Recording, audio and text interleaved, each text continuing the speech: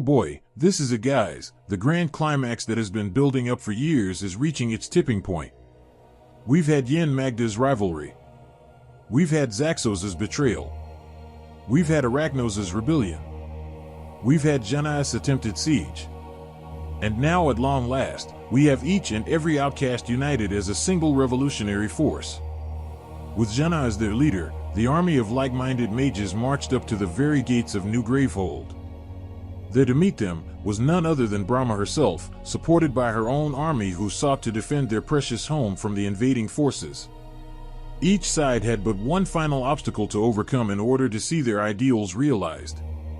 And that, my dear viewers, towering above all else, is 4 massive walls of text. Ain't nobody got time for that. Yeah, I'm just going to keep this part brief. In summary, Janai and Brahma accuse each other of causing all the void portals that's been popping up everywhere. They continue debating philosophies of leadership, and also while doing so certain mages switch sides depending on their individual personalities and experiences throughout the campaign.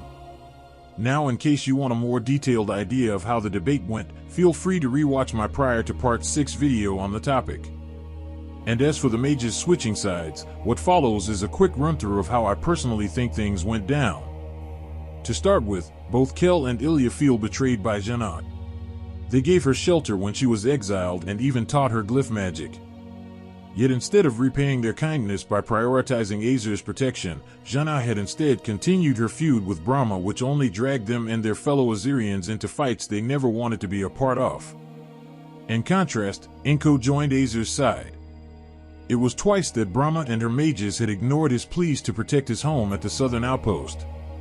What's more, she viewed everything from the void as evil, despite the Necroswarm being the passive and kind creature who raised him as a child. Meanwhile, Thraxer and Desmodia, who had only recently returned from the void to find their home in ruins, saw this as a consequence of the selfish acts of mages. Dabbling with the powers of the void has never resulted in a good outcome, and thus they would support New Gravehold in ensuring that no one else foolishly tries to use its dark powers again in the future. Following them, Razra too joined Gravehold's side once more, though for far more simplistic reasons. The Bishop of Scrolls was the one causing trouble. The bishop was an outcast, thus it was the outcasts who were the bad guys. On the opposite end, Kadir, Malistar, and Nip decided to side with Aezir. They were all scientists who saw the advancement of magic and technology as a good thing.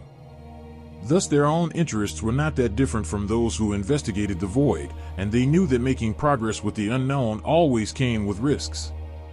Even Mazara, who had served as Brahma's most loyal pupil and admired her above all else, stated that recent events had opened her eyes to the flaws of her mentor. Brahma had recalled all her mages to New Gravehold without any thought as to how that would impact the defenses of the surrounding settlements. It was such narrow-minded and paranoid decisions she could no longer support. As if to perfectly mirror this, Janai's own son, Takran, abandoned his mother. His whole life he had dedicated himself to protecting the people of New Gravehold, training relentlessly in memory of his father, and being asked to attack those very same people was a bridge too far. That being said, Takran knew his mother meant well and wasn't about to change sides. Instead, he was the one mage who decided to remain neutral, making this an even 10v10 fight. And so, with their allegiances settled, the time for words had ended. It was time for action. For freedom! For peace!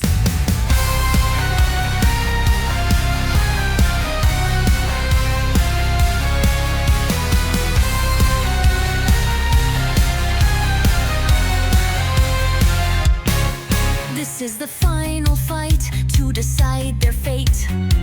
This is the final fight to end all debate.